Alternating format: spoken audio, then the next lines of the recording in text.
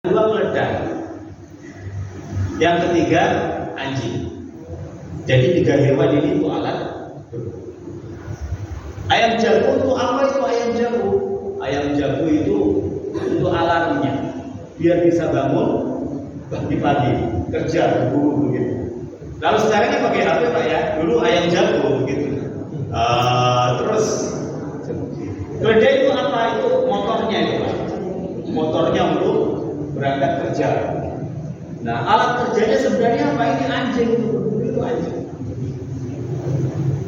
Di pagi hari tahu-tahu anaknya ini bilang ke bapaknya, "Bapak, ayam jago kita mati."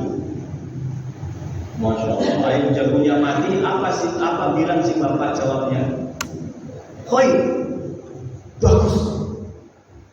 Masya Allah, ayam jagonya ditakdirkan mati, bagus. Begitu. Besoknya lagi Pak, keledainya dimakan macan. Anaknya bilang, "Bapak, keledainya mati." Dia bilang, "Bagus." Hoi, bagus. Besoknya lagi anjingnya yang mati. Apa jawabnya sama? Si bapak tadi bilang, "Hoi, bagus." Ini udah nggak bisa kerja. Ayam jago mati, terus itu keledai mati, anjingnya mati, nggak bisa kerja ini. Ini kalau ibarat di kita itu udah di PHK. Di PHK apa dia bilang? Bagus, gitu. Masya Allah, bisa nggak Pak kita bilang begitu? Karena Pak ini usulnya Allah Subhanahu Wa Taala. Orang begini yang bisa bersyukur itu yang begini. Makanya sedikit banget. Dalam ayat Al-Quran Allah Ta'ala berfirman, "Wa qalilun min ibadiyah syakur." Sedikit banget hambaku yang bisa bersyukur. Sedikit banget hambaku yang bisa bersyukur, sedikit. Karena yang bisa bersyukur yang begini, yang selalu merasa yang dari Allah Ta'ala itu kebaikan. Malam berikutnya Pak, dia tidur dengan tenang, nggak ada ayam jago, nggak ada suara jago, nggak ada suara keledai yang bising. Keledai itu suaranya itu gak enak banget. Sampai dalam Al-Quran Allah Ta'ala berfirman, "Inna ankarul aswati la sautul hamid." Suara paling gak enak itu suaranya imam keledai begitu. Jadi dia itu dengan tenang. Anjingnya malamnya sudah gak gonggong, karena anjing itu selalu gonggong di malam hari. Makanya anjing itu gak barokah. Orang kalau semalaman itu bergadang terus paginya tidur, itu hidupnya mirip anjing, hidup yang gak berkah. Ini maaf Pak ya. Jadi hindari yang namanya bergadang. Anjing itu anaknya 7 Pak. Iya, melahirkan 7. Kambing anaknya berapa? Maksimal 3. Yang disembelih kambing. Ada orang punya hajat yang disembelih kambing. Sate pinggir jalan itu Pak, sate kambing udah disembelih terus itu si kambing. Populasi kambing sama anjing banyak yang mana Pak? Kambing kan aneh, padahal anaknya cuma 3 disembelih dulu. Anjing anaknya 7 nggak ada yang disembelih. Ya ada yang disembelih.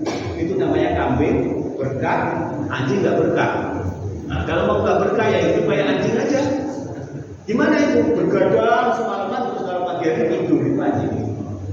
Nah kalau kambing kan enggak.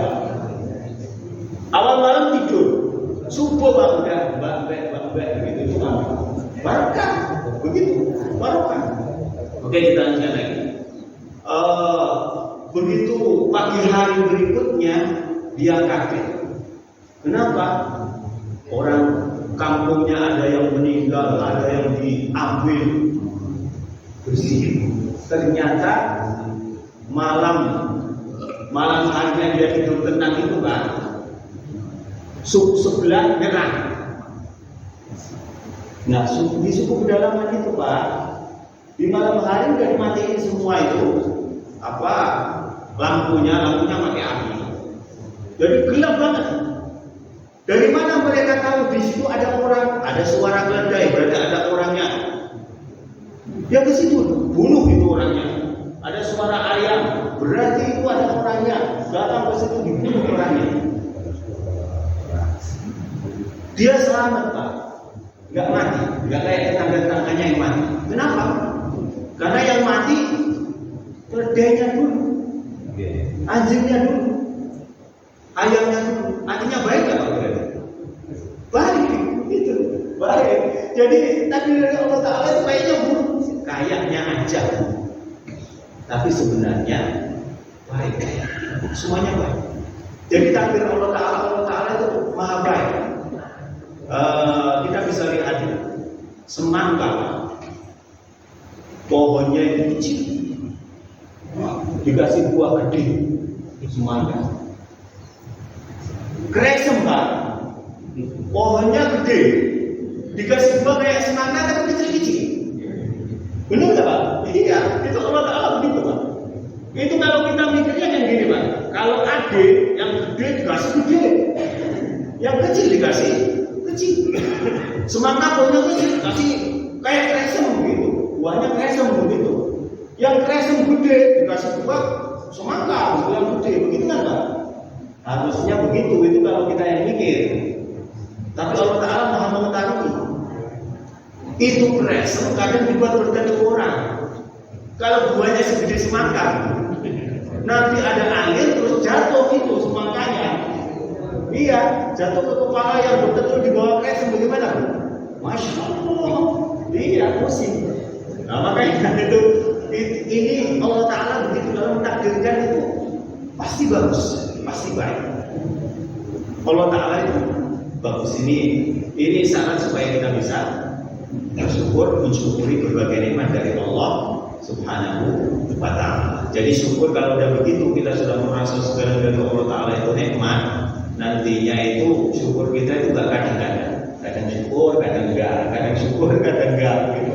Insya Allah kalau udah begini kita akan merasa oh iya nikmat Allah Ta'ala dan begitu. Apapun dari Allah Ta'ala itu nikmat. Oke, kita lanjutkan bapak-bapak, ibu-ibu. Itu sekedar mukadimah.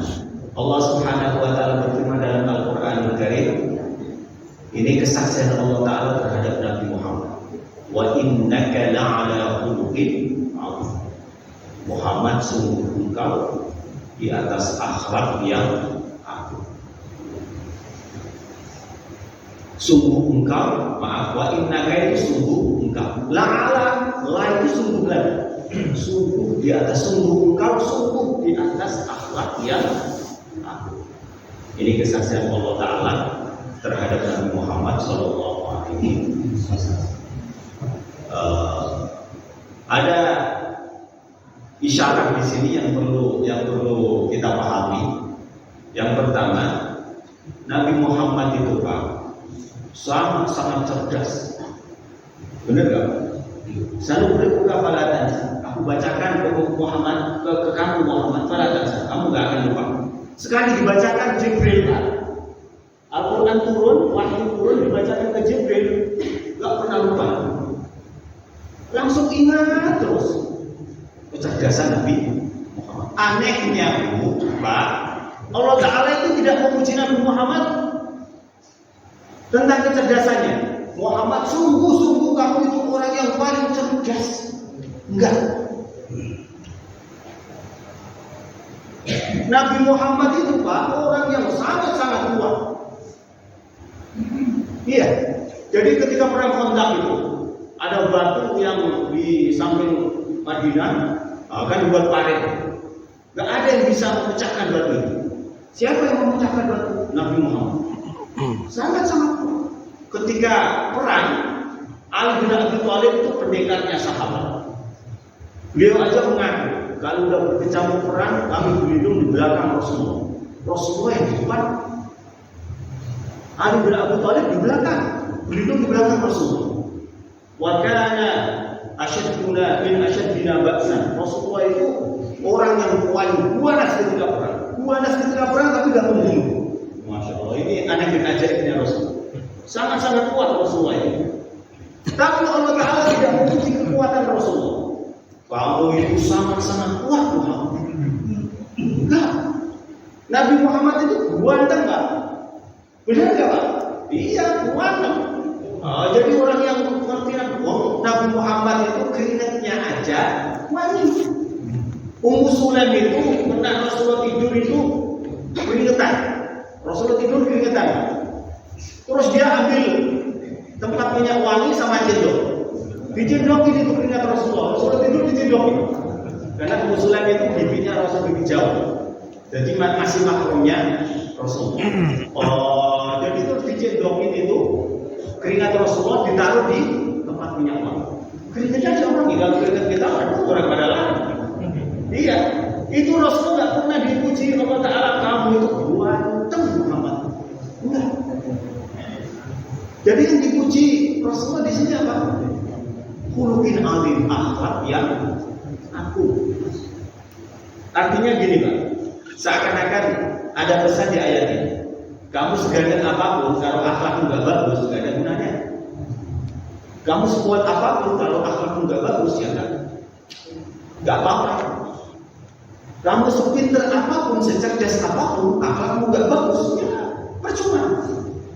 Jelas ini Pak? Jadi percuma ya. Bayangkan kalau orang sangat kuat misalnya, tapi akhlaknya buruk. Manfaat apa mabarak Pak yang ada? Mabarak. Jadi nggak ada gunanya. Orang secerdas apapun, sepinter apapun, akhlaknya buruk, jadinya manfaat apa mabarak Pak? Mabarak malah bikin orang lain itu dipinterin terus. Iya. Iya, jadi orang pinter kalau akhlaknya buruk Pak, ini mabarak, bukan manfaat. Buruk malah itu justru. Orang ganteng tapi akhlaknya buruk, bagaimana Pak? Ya mabarak. Orang satu RT hamil semua nanti. Kenapa? Karena akhlaknya buruk gitu. Jadi yang paling penting itu akhlak. Kita berilmu gak ada akhlaknya, yang ada mabarak. Kita kuat gak ada akhlaknya, yang ada mabarak. Kegantengan kita misalkan gak ada akhlaknya, mabarak. Pokoknya mabarak, cuma dengan tanpa akhlak itu semua gak berguna. Makanya Rasulullah bersabda, innama bu'istu liutammima makarimal akhlak. Sesungguhnya aku tidak diutus kecuali untuk menyempurnakan akhlak. Karena kalau tanpa akhlak Pak, yang lain itu tadi nggak ada gunanya semua. Iya. Jadi yang terpenting dalam agama itu kaitannya dengan akhlak. Akhlak pertama, akhlak dengan makhluknya Allah Subhanahu wa ta'ala, dengan sesama kita, dengan hewan sekitar kita, dengan tumbuhan sekitar kita, itu harus kita jaga. Ada hadis Rasulullah yang mengisahkan ini, maaf ya ibu, yang diceritakan Rasulullah ini ibu. Mudhibat imra'atun fi hirratin. Hadis diriwayatkan Bukhari dan Muslim, Al-Bukhari dan Muslim, oleh sahabat Abdullah bin Umar radhiyallahu anhu. Rasulullah bersabda, "Mudhibat imra'atun fi hirratin." Ada seorang wanita diadab karena kucing. Sebab kucing akhlaknya buruk terhadap kucing. Bukan karena nggak sholat, enggak. Bukan karena nggak puasa, enggak. Biasanya wanita itu paling rajin sholat, paling rajin puasa. Iya kan Pak? Ibu-ibu begitu. Dibanding bapak-bapaknya beda. Bapak-bapaknya semalaman tadarus terus, ibunya sholat. Ibunya sholat malam, bapak-bapaknya tadarusnya 20 baca. Hak sama kok. Ya Pak ya. Iya, bapaknya tadarus semalaman, ibunya sholat malam begitu. Bapaknya tadarusan. Iya, biasanya begitu kalau bapak-bapak. Ibu-ibu itu yang biasanya rajin itu, sholat malam rajin, sholat sunnah apapun rajin begitu. Jadi ibu-ibunya ini bukan diadab di neraka, bukan karena nggak sholat, bukan karena nggak puasa, bukan karena nggak zakat, enggak. Karena apa? Karena kucing. Sholat terus, tetap diadab karena kucing. Kenapa diadab karena kucing? Sajadat hatta mata. Itu si kucing dikurung sama ibu-ibu sampai mati. Gergeten sampai gergetennya. Masak itu juga dicuri sama kucing. Masya Allah. Kalau ada orangnya kelihatan alim kucingnya. Begitu. Begitu orangnya berpaling dikit aja kucing, wah langsung disikat biar cepat. Sampai saking gegetnya, Bu, itu si kucing terus dikurung sama si ibunya. Dikurung, nggak dikasih makan, nggak dikasih minum sampai mati. La hiya amatha wa saqatha idhiya habasatha. Si ibu-ibu tadi nggak mau ngasih makan kucingnya saking dendamnya sama kucing, nggak mau ngasih minum ketika kucing itu dikurung, biarin aja. Wala hiya tarakatha ta'kulu min khasyasillah. Itu si ibu-ibu nggak lepasin kucing juga supaya makan tikus. Jadi dikurung sampai mati kucingnya. Ini akhlaknya buruk, ganas terhadap kucing. Neraka. Ini jangan itu ya Pak ya, jangan di dalam pikiran kita bahwa oh itu perempuan. Kalau perempuan ganas ke kucing neraka. Kalau laki-laki enggak berarti enggak. Jadi al-ibnu itu bi umumillah bila bi khususis sabab gitu. Kalau dalam kaidah usul begitu. Ini pelajarannya apa itu? Itu peristiwanya karena ibu-ibu aja begitu. Kalau yang melakukan bapak-bapak ya sama begitu. Jelas ini. Terus yang terjadi itu sebab yang terjadi itu kisahnya itu kucing. Itu bukan berarti kucing aja. Kalau kambing enggak, kalau ayam enggak, kalau burung enggak. Punya burung enggak dikasih makan, enggak dikasih minum, Pak. Masya Allah, mati burungnya. Dosa loh, Pak. Benar. Itu akhlak buruk terhadap makhluknya Allah Subhanahu wa taala. Itu bisa menyebabkan masuk neraka. Jadi kadang kita berpikir, oh kucing malati. Gitu Pak. Akhirnya orang Pak kalau nabrak kucing di tengah jalan raya Pak, berhenti Pak. Itu kucingnya diambil, dikubur, dikafani begitu Pak. Tapi kalau nabrak orang Pak, mati orangnya. Masya Allah, seakan-akan kucing lebih mulia daripada orang ini. Makanya ini jangan dikhususkan itu berarti kucing. Enggak. Nanti yang terjadi seperti itu di masyarakat kita begitu Pak. Kalau nabrak kucing takutnya bukan main, kucingnya langsung dikafani, diselamatin ya Pak ya. Iya begitu. Tapi kalau nabrak orang, buru-buru langsung lari. Itu kenapa ada pemahaman kucing malati itu kan? Sebaliknya ini ibu-ibu lagi, Masya Allah. Dalam hadis yang diriwayatkan oleh Imam Muslim diceritakan ada seorang ibu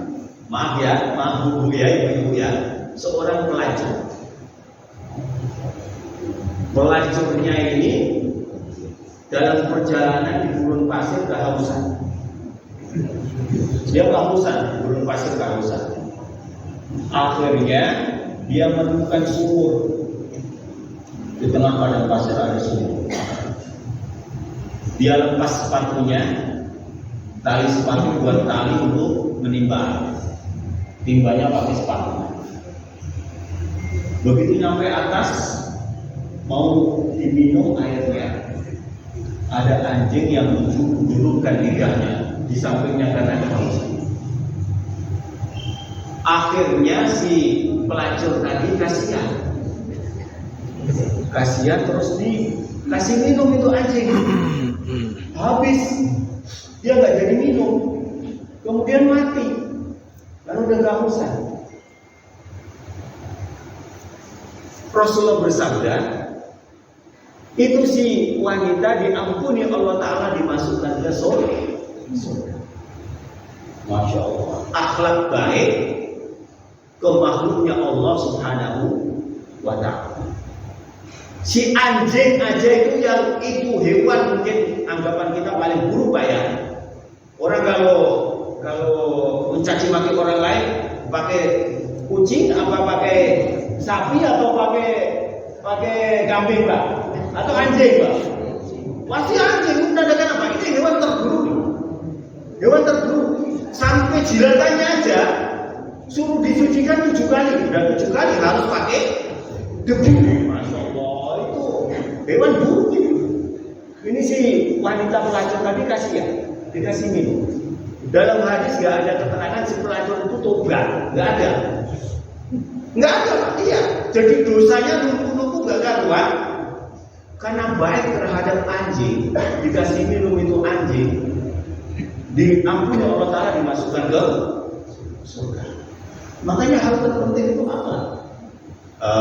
Jadi ini kalau bapak-bapaknya berpikir, harusnya dikiaskan, disamakan. Begini Pak, ngasih minum anjing kehausan aja, ya Pak ya, diampuni dosa, dimasukkan ke surga.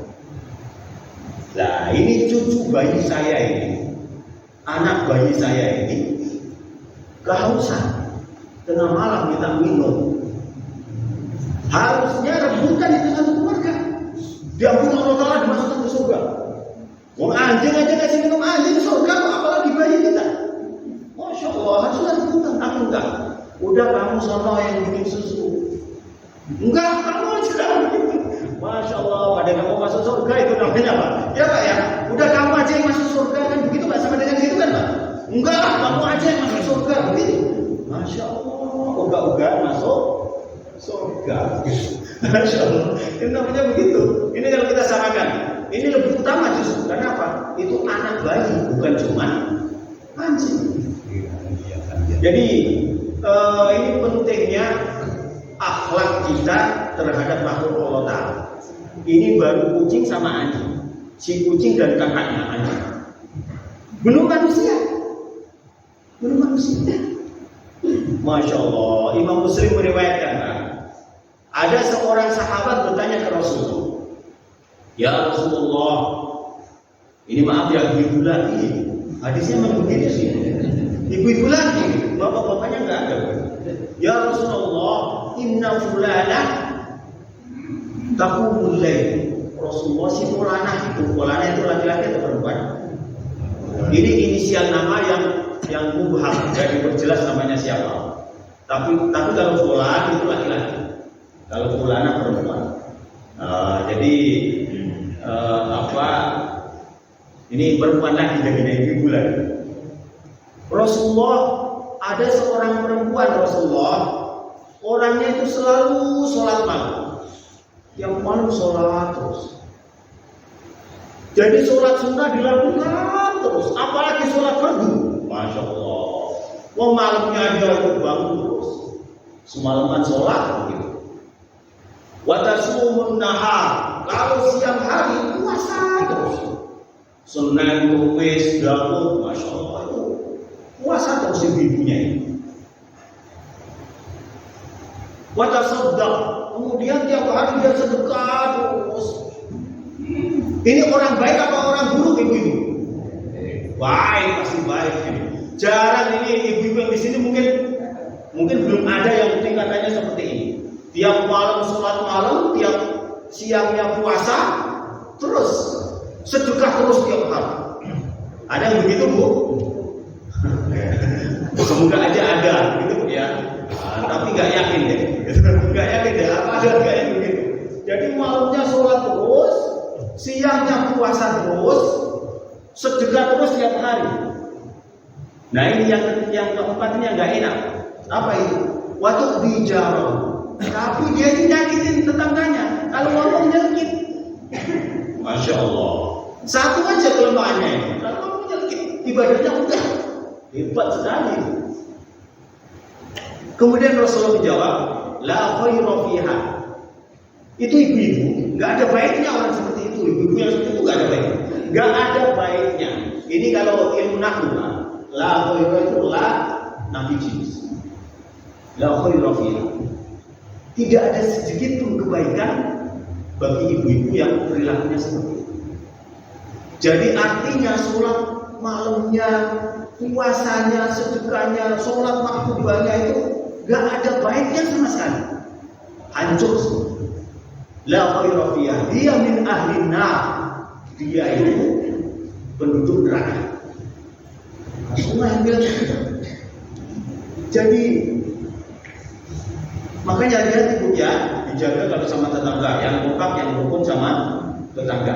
Gak rukun sama tetangga, jamaah kesini gak ada gunanya. Benar, ini Rasulullah loh, ini kan hadis, jangan protes ke saya. Ini hadisnya Rasul. Jadi kalau ibu nggak baik sama tetangga, waduh, itu percuma, mau sholat, mau sedekah, mau puasa percuma. Apalagi nggak baik sama bapaknya, maksudnya suaminya. Tetangga sama suami harus lebih bilang mana Pak? Tetangga sama suami? Ya suami, begitu. Ini hati-hati ibu. Saya itu Bu, ini maaf ya Bu ya. Kalau mau neliti maksiatnya ibu-ibu itu susah. Biasanya yang mabuk siapa? Laki-laki. Yang mabuk laki-laki. Yang main judi online siapa? Laki-laki, gitu kan. Yang sukanya jotos-jotosan siapa? Ya laki-laki, begitu. Pokoknya maksiat-maksiat itu laki-laki semua. Iya, wanita maksiatnya makanya nggak ada, mulus saja. Tapi penduduk neraka itu kebanyakan wanita. Aneh kan? Padahal pastinya jalan. Kalau malam hari ibu-ibunya sholat malam, bapaknya yang tadarusan takwa, gitu. Iya. Tapi kebanyakan ini maaf Bu ya, yang masuk neraka itu wanita. Ini sampai bikin penasaran para sahabat. Lah wanita pada baik begitu kok malah pada masuk neraka. Iya. Terus sahabat bertanya, "Bikufrihinna ya Rasulullah?" Ini hadisnya Rasulullah itu ketika Isra Mi'raj diperlihatkan Allah Ta'ala. Uridunna, aku dikasih lihat Allah Ta'ala. Fa'idan aksaru ahliya nisa. Aku lihat neraka malah yang saya lihat kebanyakan penduduk neraka itu wanita.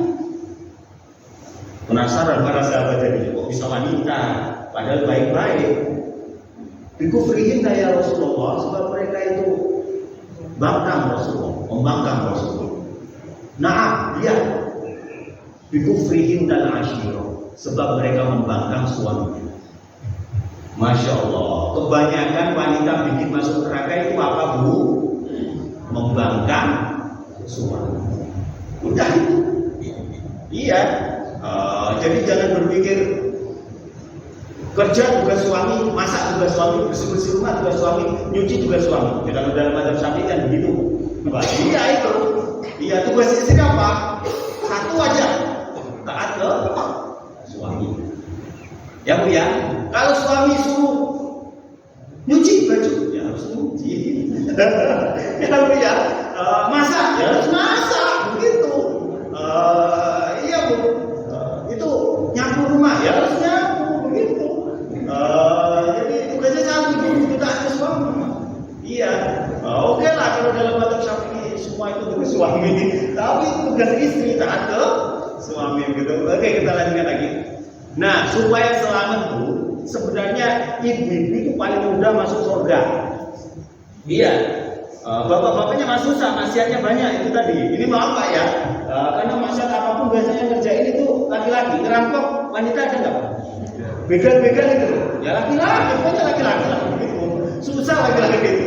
Tapi ibu-ibu itu mudah masuk surga. Kalau Rasulullah bersabda, kalau kita ngikutin hadis Rasulullah itu begini. Idza shallat khamsaha, kalau wanita sudah mau sholat 5 waktu, wa shamat syahraha, mau puasa bulan Ramadan, itu aja. Kalau haid istirahat dulu, gitu kan? Wa shamat syahraha. Yang ketiga ini yang paling berat, ibu-ibu sudah sholat 5 waktu semua. Ibu-ibu sudah puasa Ramadan semua. Tapi yang ketiga ini yang paling berat. Wa ata'at zaujaha, mentaati suaminya. Tadkhulu jannata rabbiha, dia akan masuk surga. Jadi 3 Bu, cara wanita masuk surga 3. Sholat 5 waktu, puasa bulan Ramadan, taat ke suami, surga. Enak enggak ini? Kalau bapak-bapaknya mau, iya ibu-ibu mudah. Tapi malah kebanyakan masuk neraka karena yang ketiga ini, sholat 5 waktu udah, puasa Ramadan udah, taat ke suami ini yang parah. Jadi jangan berpikir, maaf saya kembali masalah lagi. Jangan berpikir berarti jangan buruk ke tetangga. Kalau suami, masya Allah dicaci maki, suami tiap hari itu nggak apa-apa. Enggak, bukan begitu Bu ya. Itu justru suami itu harus lebih dihargai daripada yang lain. Ini nomor 1 itu surganya di telapak kaki suami. Iya benar. Karena dia kalau nggak taat suami nggak bisa masuk surga. Jadi hidup itu mudah. Istri bisa masuk surga karena laki-laki suami. Laki-laki masuk surga karena perempuan ibunya. Al-jannatu tahta aqdamil ummahat. Gitu, jadi putar lah. Suami harus taat sama ibunya. Nah, ibunya harus taat sama suaminya. Itu putar, jadi tidak ada yang hebat suami laki-laki lebih hebat, enggak. Iya, laki-laki lebih hebat enggak, sama aja begitu. Oke, kita lanjutkan lagi. Kemudian sahabat tadi bertanya lagi ke Rasulullah. Wa fulana wa inna fulana Rasulullah, si fulana yang lain Rasulullah ini tusolli maktubah. Sholatnya itu pas-pasan aja Rasulullah. Sholatnya cuma sholat 5 waktu. Tusolli maktubah. Sholatnya cuma sholat 5 waktu. Enggak banyak, itu cuma sholat 5 waktu aja. Wa tasumu syahra. Puasanya enggak pernah sholat puasa Senin Kamis, enggak pernah. Apalagi puasa Daud, enggak pernah. Apalagi puasa tiap hari begitu, enggak pernah. Puasanya cuma bulan Ramadan. Bulan Ramadan aja puasanya. Wa tasaddaqu bil aswar. Kalau sedekah itu sedikit-sedikit langsung. Jadi kalau sedekah dipilih, dompetnya ditata dulu, 100.000, 50.000, terus 20.000, 10.000, 5.000, 2.000, 1.000. Dia nggak lihat langsung yang paling depan ini 1.000 rupiah. Masih ada 1.000 rupiah, 1.000 yang dikeluarin. Begitu. Iya, kalau nggak ada 1.000 ya terpaksa 2.000. Sedekahnya sedikit-sedikit ini. Semua kita sedekahnya sedikit-sedikit. Wa tasaddaqu bil aswar. Tapi yang terakhir ini yang bagus Pak. Apa itu? Wala tu'bi ahadan. Tapi nggak pernah berbuat buruk ke siapapun. Nggak pernah nyelkit pokoknya ke siapapun. Nggak pernah cemburu ke siapapun. Orangnya itu baik ke semua orang. Rasulullah bersabda, dia min ahlil jannah. Dia wanita tadi itu ahli surga. Jadi ibadah kita pas-pasan aja. Kalau akhlak kita baik, surga. Begitu loh. Ibadah kita kenceng banget, tapi akhlaknya nggak baik, neraka. Makanya saya katakan tadi bahwa akhlak itu yang paling pokok. Mau pinter kayak apa, kalau akhlak yang buruk ya nggak ada gunanya pinternya. Madharat malah. Begitu. Makanya neraka. Makanya hal paling penting dalam kehidupan kita itu akhlak. Oke. Kemudian ayat tadi yang saya baca tadi surat Nun, wa innaka la'ala khuluqin 'adzim. Sungguh di atas akhlak yang agung. Ini ada isyarat lagi di ayat ini, apa itu? La'ala. Di atas akhlak yang agung, bukan di dalam akhlak yang agung. Muhammad, kamu itu di dalam akhlak yang agung, enggak, tapi di atas akhlak yang agung. Artinya apa? Kalau akhlak kita baik, akhlak kita akhlak yang mulia, kita itu di atas, pasti derajat kita tinggi. Orang kalau sebodoh apapun orangnya, kalau orangnya sopan santun, baik ke orang, kira-kira itu dihargai orang enggak? Pasti dihargai orang, apalagi orang alim. Orang alim akhlaknya bagus, sopan santunnya tinggi, pasti semua orang menghargai, tinggi pasti. Iya Pak. Jadi orang lemah, miskin misalnya, tapi dia sopan santun, dia akhlaknya tinggi, akhlaknya mulia, kira-kira semua orang menghargai dia enggak? Walaupun miskin dia, pasti dihargai. Makanya di sini la'ala, sungguh engkau di atas akhlak yang agung. Ingat, kita akan tinggi derajat kita ketika kita akhlak kita mulia. Saat akhlak kita nggak mulia, nggak kita jaga akhlak kita, maka apapun keunggulan kita itu nggak berguna, tenggelam. Paham ini Pak? Oke, kita lanjutkan lagi. Kok ngomong akhlak, bagaimana kita akan berakhlak yang baik?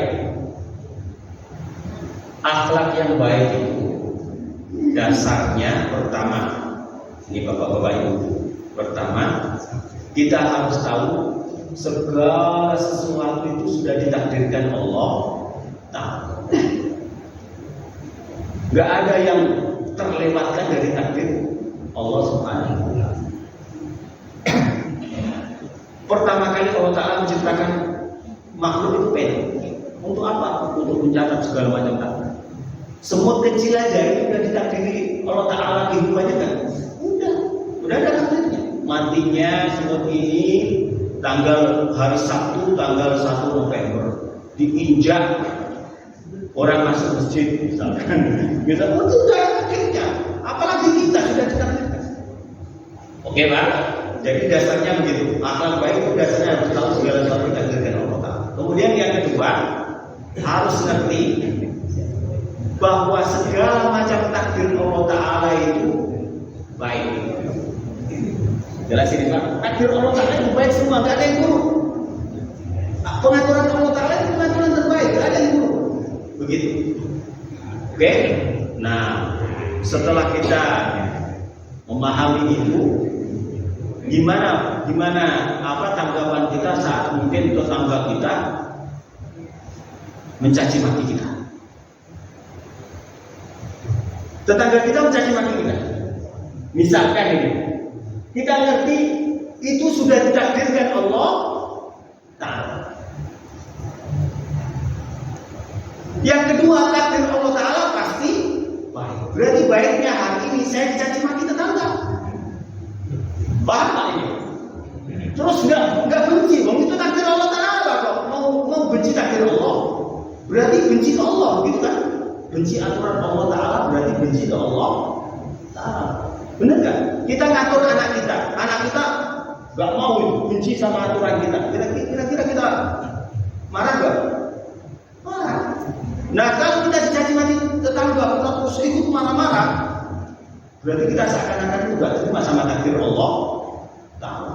Nah kira-kira kalau kita nggak terima sama takdir Allah Ta'ala, itu Allah Ta'ala ridho nggak? Yang nggak ridho pasti Allah Ta'ala benci. Paham ini Pak? Saat kita dicaci maki, terus kita berpikir ini takdir Allah Ta'ala. Pertama, yang kedua, takdir Allah Ta'ala pasti baik. Dengan dicaci maki Pak, itu tadi yang nyaci maki habis jamaah subuh di Masjid Al-Mizan. Alhamdulillah dapat pahala sholat subuhnya dia. Dikasih ke kita. Di akhirat bisa begitu. Lalu alhamdulillah. Baik tak berarti Pak? Baik, begitu. Dapat pahala gratis. Pagi-pagi sudah dapat pahala gratis, pahala sholat subuh. Gitu. Masya Allah. Berarti baik. Yang kedua, kita digosipin orang lain. Misalkan saya kasih contoh-contoh aja ya. Kita digosipin orang lain. Jadi orang lain ngomong buruk tentang kita. Orang lain ngomong buruk tentang kita. Nah, kalau kita meyakini tadi dua hal, kita ngerti dan meyakini dua hal, segalanya sudah ditakdirkan Allah. Takdir Allah Ta'ala itu baik. Kira-kira kita benci gak kalau digosipin orang? Ya enggak, seneng-seneng aja. Jadi bikin bahagia, akhlak baik itu bikin bahagia. Kenapa seneng-seneng aja? Saya digosipin orang itu takdir Allah Ta'ala. Takdir Allah Ta'ala yang terbaik, karena Allah Ta'ala sayang ke saya. Saya itu sampai berpikir Pak, gak ada yang lebih sweet dibanding Allah Ta'ala. So sweet banget Allah Ta'ala. Bener Pak? Tiap hari bilang ke kita Pak, ngingetin kita, Ar-Rahmanir Rahim, Ar-Rahmanir Rahim. Aku maha pengasih, maha penyayang. Aku sayang kamu, aku sayang kamu. Gitu. Tiap hari berapa kali? 17 kali. Kali 2. Kan Bismillah ada Ar-Rahmanir Rahim. Alhamdulillah alamin Ar-Rahmanir Rahim lagi. 17 kali 2, 34 kali. Allah Ta'ala bilang ke kita, aku sayang kamu, itu 34 kali. Kita bilang sayang ke istri berapa kali Pak tiap hari? Aduh, ibu-ibu bilang sayang ke bapak-bapak berapa kali tiap hari Bu? Wah, berarti masih sweet Allah, masih manis Allah Ta'ala begitu. Iya, sayang banget Allah Ta'ala itu ke kita, sampai bilang ke kita tiap hari Ar-Rahman 34 kali. Nah, yang sayangnya seperti itu, masa mau kasih buruk ke kita? Gak mungkin, gak mungkin pasti kasih baik ke kita.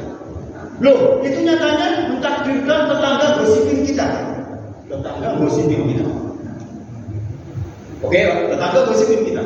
Baik gak itu? Berarti ya baik. Kebaikannya apa? Kalau kita gak digosipin Pak, Kita salah itu nggak ngerasa salah, merasa benar melulu. Nah, kalau tetangga gosipin kita, bergosip tentang kita, akhirnya kita tahu, oh saya salah. Akhirnya kita bisa memperbaiki diri. Kita itu nggak nabi, Pak. Kalau Nabi Muhammad mau salah langsung ditegur. Iya, mau salah langsung ditegur. Abasa wa tawalla, kenapa kamu bermuka masam ke orang yang mau ngasih ke kamu? Langsung ditegur. Karena Nabi wahyu itu turun. Dan kita kalau salah ditegur Allah Ta'ala, gimana negurnya? Wahyu turun begitu? Ya enggak. Caranya bagaimana? Tetangga yang gosipin kita. Gosip itu kayak wahyu, berarti Pak. Wahyu yang menegur kita. Begitu. Posisinya kan beda kita sama Nabi Muhammad. Nabi Muhammad akan wahyu turun. Dan kita wahyunya apa? Tetangga yang dikasih wahyu Allah Ta'ala untuk bergosip. Paham ini? Berarti baik apa? Kita bisa mengoreksi diri kita, akhirnya kita bisa lebih baik ke depan dengan gosip-gosip yang beredar di kalangan kita. Gitu, masya Allah. Terus jangan malah yang disalahin tetangga. Itu ibarat begini. Oke, ibaratnya itu, andai kata baju kita ada kalajengking, bahaya.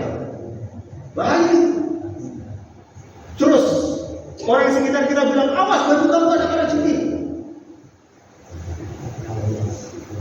Terus yang kita lakukan bagaimana? Kita marah-marahin orang yang ngasih tahu kita, apa kita terus lepas baju kita? Harusnya lepas baju, jangan malah dimarah-marahin. Gak bener kamu, masa baju saya ada kalajengking? Tahu-tahu udah. Nah, gigitan kalajengking. Paham ini? Nah itu juga begitu. Kita punya kesalahan kita itu bisa bikin kita terdorong ke neraka. Bahaya kayak kalajengking, lebih kalajengking. Nah, kemudian ada orang yang menegur kesalahan kita lewat gosip misalnya. Kamu itu harusnya datang ke masjid. Datang ke masjid nggak datang ke masjid misalkan, atau apalah yang lain. Dia itu kalau sama tetangga memang begitu, galaknya bukan main misalkan itu kita akhirnya tahu kesalahan kita. Nah, posisi yang baik ketika kita digosipin begitu, kita marah-marah, kita marahin itu yang gosipin kita, atau terus kita ubah diri kita menjadi lebih baik. Harusnya kita ubah, kita terima kasih ke orang yang bergosip ke kita, kasih hadiah itu harusnya. Iya, menyelamatkan kita dari neraka. Paham Pak? Baik berarti baik. Pokoknya Allah Ta'ala itu sayang kita. Digosipin tetangga aja baik. Kalau sudah begitu mau digosipin apa? Tetap baik lah tetangga. Begitu kan Pak? Akhlaknya jadi baik. Jadi yang perlu diingat itu bahwa apapun dari Allah Ta'ala baik. Imam Sa'id bin Jubair ini murid dari Abdullah bin Abbas. Dia itu dalam pemerintahan ngikut oposisi. Jadi zaman apa Bani Umayyah itu oposisi. Zaman dulu Pak, politik itu buanas. Masya Allah, oposisi ditangkap dibunuh Pak. Iya, zaman Hajjaj bin Yusuf. Buanas banget. Jadi politik itu sampai begitu. Wah, akhirnya Imam Sa'id juga ditangkap sama Hajjaj bin Yusuf. Terus keputusan Hajjaj bin Yusuf, ini Sa'id bin Jubair berbahaya. Keputusannya harus dihukum mati, vonisnya dihukum mati. Masya Allah, ketika dihukum mati, apa bilang Imam Sa'id bin Jubair? In dhalamtani falladhi sallatta alayya laysa bidhalim. Wahai Hajjaj, kalau kamu mendolimi aku, Allah Ta'ala yang mentakdirkan kamu mendolimi aku, itu tidak mendolimi aku. Paham gak Pak? Kalau tetangga kita mendolimi kita, Allah Ta'ala yang mentakdirkan tetangga mendolimi kita itu tidak mendolimi kita, pasti itu baik. Tetangganya dolim gak? Dengan gosip begitu Pak? Dolim gitu. Tapi Allah Ta'ala yang bikin mereka dolim, itu gak mendolimi kita. Begitu. Terus kenapa bikin tetangga dolim? Mungkin tetangga ada dosa yang terus dihadiah Allah Ta'ala dosa lagi, dosanya apa?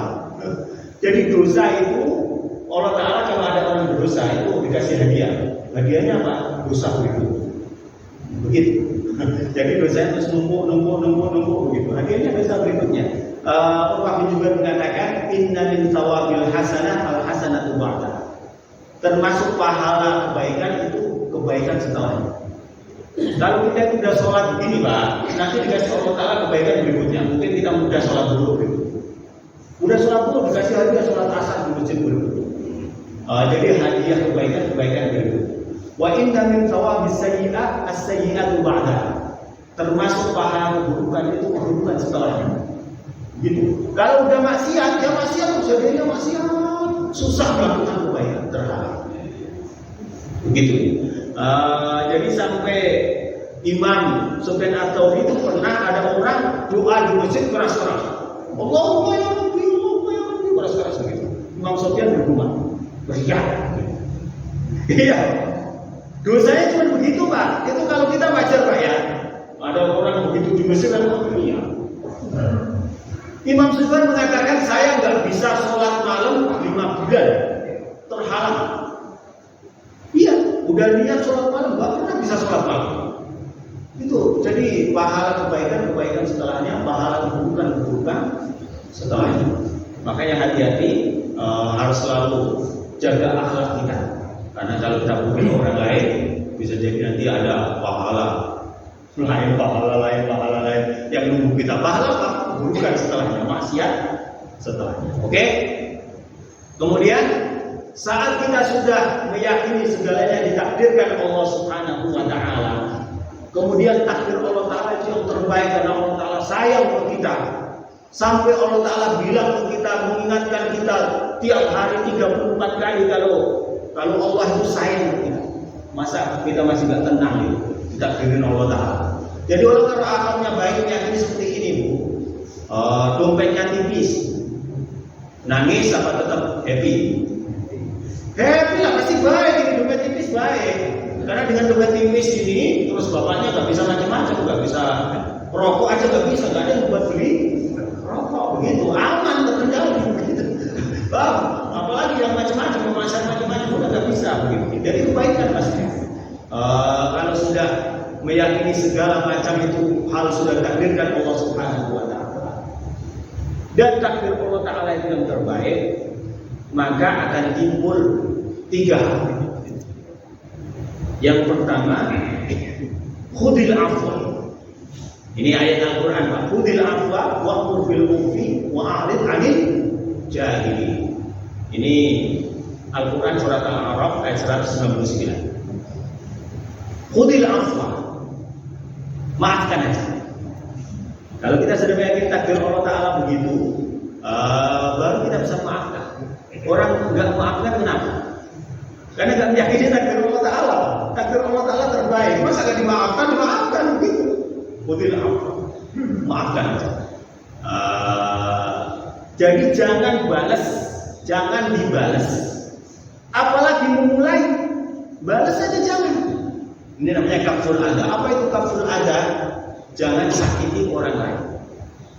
Membalas aja itu jangan, apalagi memulai. Jelas ini Pak? Jadi harus kaful adha.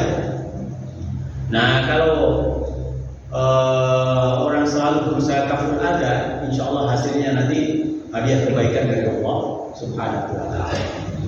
Kemudian yang kedua, ini saya persingkat karena waktunya udah mepet. Wa'mur bil urfi, perintahkan kebaikan.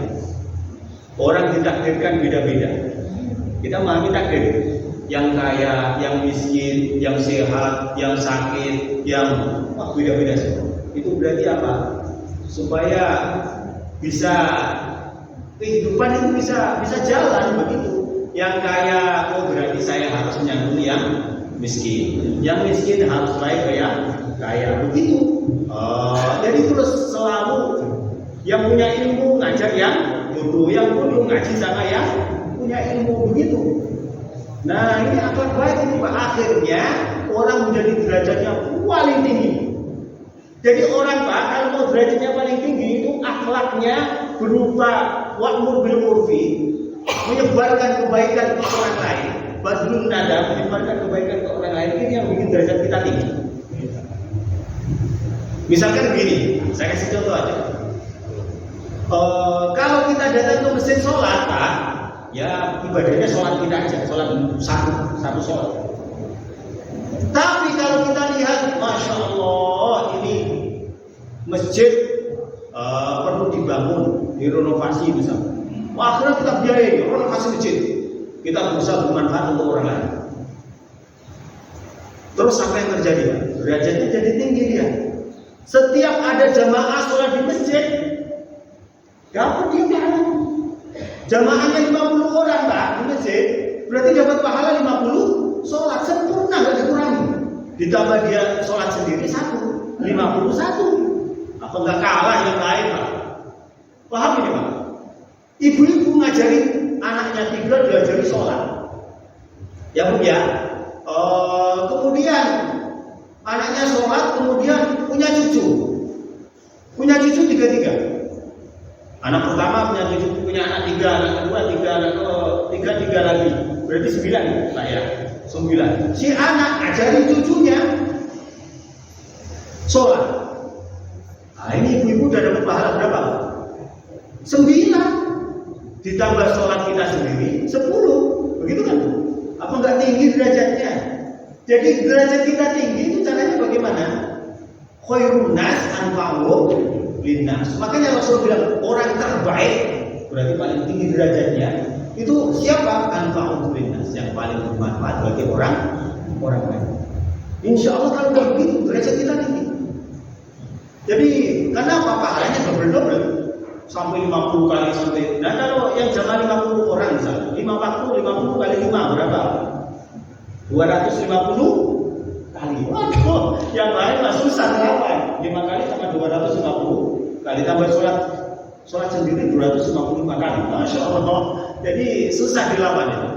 Kemudian yang ketiga, wa'rid 'anil jahili. Ini para ulama mengistilahkan berpaling dari orang bodoh ini tahammulul adab. Harus bertahan sabar ketika disakiti orang lain. Berpaling aja kalau disakiti, enggak dianggap, jangan baper. Wa'arid anil jahilin, jangan baper. Kenapa? Itu udah takdir Allah Ta'ala, ngapain baper ini? Mau yang enggak kayak gitu, enggak mau ya kayak gitu. Terus ngapain baper? Apa gunanya baper? Enggak ada gunanya. Kalau udah begitu terus jadinya dimaafkan semua itu. Jadi disakiti kayak apa juga sabar begitu. Jadi 3 ini kalau kita pakai rumus 3 ini untuk hubungan kita dengan sama, insya Allah sukses. Apa itu? Kaful ada, badrun nada, tahammulul ada. Jangan sakiti orang lain, kaful ada, badrun nada, bermanfaat untuk orang lain. Yang ketiga tahammulul ada, sabar kalau disakiti orang lain. Ingat 3 ini, akhlak kita ke orang lain harus 3 ini. Harus gak boleh nyakiti orang lain, gak boleh nyakiti orang lain, bermanfaat untuk orang lain, sabar kalau disakiti orang lain. Ingat Pak ya, 3 ya. Nah, hari ini pagi ini pegang itu 3 untuk berhubungan dengan sesama, lebih-lebih ke keluarga kita. Insya Allah segala macam ibadah kita akan sukses nanti di akhirat, akan dikabulkan oleh Allah Taala, diterima oleh Allah Taala. Amin Allahumma amin. Sebelum saya tutup dengan doa, saya persilakan bagi bapak-bapak atau ibu-ibu yang mau bertanya. Monggo.